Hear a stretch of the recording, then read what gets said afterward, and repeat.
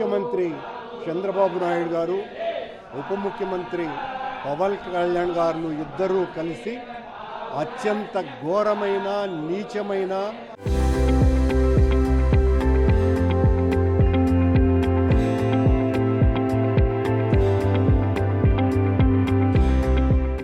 రాక్షస ప్రవృత్తితో సాక్షాత్తు వెంకటేశ్వర స్వామి దివ్య ప్రసాదమైన లడ్డూ మీదనే అపవాదు మోపి తద్వారా వెంకటేశ్వరుని మీదనే నింద వేయటం ద్వారా మా నాయకుడు జగన్మోహన్ రెడ్డి గారిని రాజకీయంగా సమాధి చేయటానికి దాన్ని ఒక ఆయుధంగా వాడుకుందాము అని 140 కోట్ల మంది హిందువుల యొక్క ఆరాధ్య దైవమైనటువంటి వెంకటేశ్వర స్వామిని రాజకీయ పావుగా చేసి జగన్మోహన్ రెడ్డి మీద ఆరోపణలు చేయటం ద్వారా ఆ ఆరోపణలు ఎంత నీచమైనటువంటివి.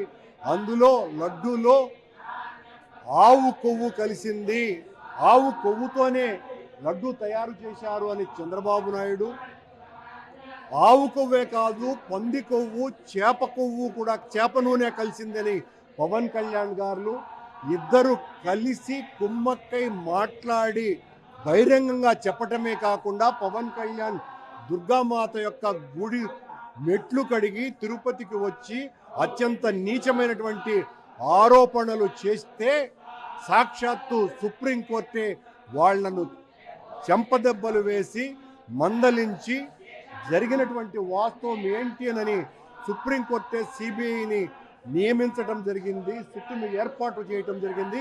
1.5 సంవత్సరాల కాలం ఈ సిట్టు దర్యాప్తు చేసి కోర్టుకు నివేదన ఇవ్వటం జరిగింది. ఆ నివేదనలో ఆ లడ్డూలో జంతువుల కొవ్వు ఎక్కడా కలపలేదు అని స్పష్టమైనటువంటి తీర్పును వాళ్ళు ఇవ్వటం జరిగింది.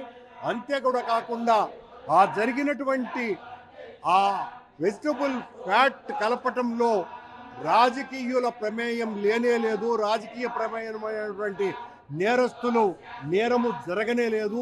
ఇందులో ఆనాటి పాలక మండలికి కానీ పాలక మండళ్ల చైర్మన్కి కానీ ఏ రకమైనటువంటి సంబంధము లేదు అన్నటువంటి విషయం కూడా దాని ద్వారా స్పష్టంగా తేలిపోయింది.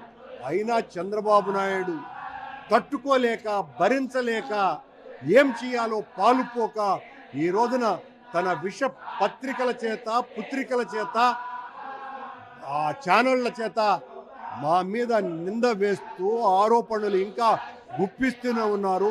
చంద్రబాబు చేసినటువంటి పాపం ఒక ఘోర కలి, వాళ్ళిద్దరూ చేసినటువంటి అన్యాయం అంతా ఇంత కాదు, మొత్తం హిందూ సమాజాన్నే అవమానపరిచారు.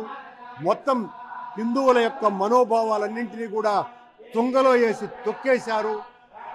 హిందువులు ఏమైనా అయిపోని, వెంకటేశ్వర స్వామి యొక్క ప్రతిష్ట ఏమైనా పోని, జగన్మోహన్ రెడ్డి అనే వ్యక్తిని రాజకీయంగా సమాధి చేస్తే చాలు అన్న ఏకైక లక్ష్యంతో వాళ్ళు పనిచేస్తున్నారు. వాళ్ళు వెంకటేశ్వర స్వామి మీదనే వేసినటువంటి ఈ నింద, ఆ ప్రసాదం మీదనే వేసినటువంటి ఈ నింద పోవాలా అన్నటువంటి ఆలోచనతో శ్రీనివాస ప్రసాద నిందా పరిహార హోమాన్ని ఈ రోజున ఇక్కడ నిర్వహిస్తున్నాం. ఇప్పటికైనా చంద్రబాబుకు పవన్ కళ్యాణ్ గారులకు ఇద్దరికి వాళ్ళ మనసుల్లో పడ్డటువంటి కల్తీ, వాళ్ళ మెదడుల్లో పడినటువంటి ఆ కుళ్ళు ఈ హోమం ద్వారానైనా పోతుందేమోనని ఒక చిరు ఆశ, అందుకే ఈ హోమాన్ని నిర్వహిస్తున్నాం.